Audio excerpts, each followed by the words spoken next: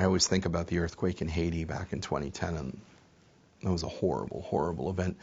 And I remember leading the first team in, and we landed in the Dominican Republic, and then we all met up on the border. We tried to, cross over in a convoy and enter into Haiti. I'll never forget, we had like 30 vehicles in the convoy, buses and trucks, and we've got all kinds of gear there. I've got water gear on the systems. We've got emergency gear, field hospitals, like just all of our rescue stuff. And I mean, it's a big convoy.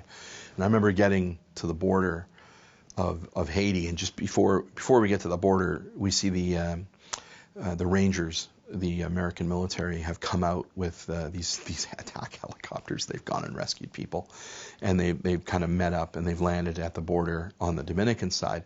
So we're talking to one of their commanding officers. We're like, hey, listen, let's switch this up.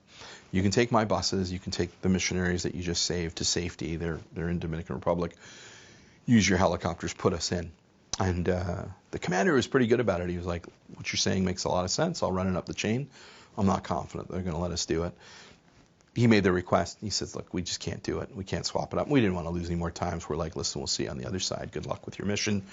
And we kept going in. I remember getting to the border and seeing the border gates closed and the border guard from Haiti there. And I was like, oh, no, are we going to fight? Like, are we going to argue to get in? I don't want to lose time.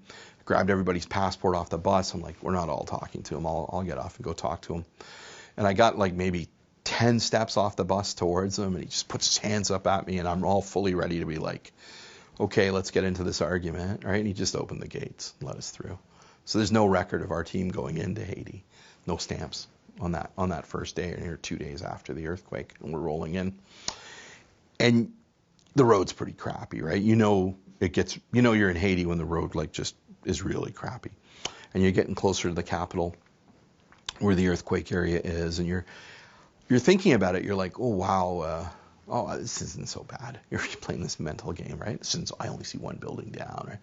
Then now you see 2 or 3 out of 10. Now it's 4 or 5 out of 10. Now it's 7 out of 10. Now it's 8 out of 10. You're like, okay, this is bad.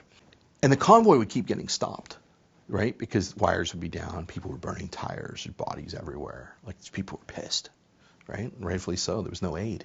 And here we're trying to come in, and we can't get to where we're going. We're trying to work off maps. We have no idea. And I remember thinking to myself at the time, if I just had a little drone ahead of us, we could see what we'd be coming up against. And we wouldn't have to get stuck down a lane that the road's out and then try and back up 30 vehicles. Like, see how hard that is, right? People are trying to loot your convoy.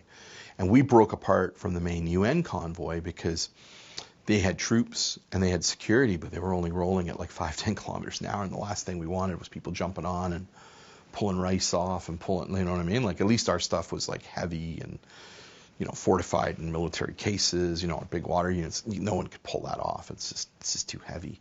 So we just broke off and went. But all these obstacles that prevented us from getting to, the hospital that we were working at, and delayed us a few hours. Like, how many lives are lost with that delay? How many limbs are lost with that delay?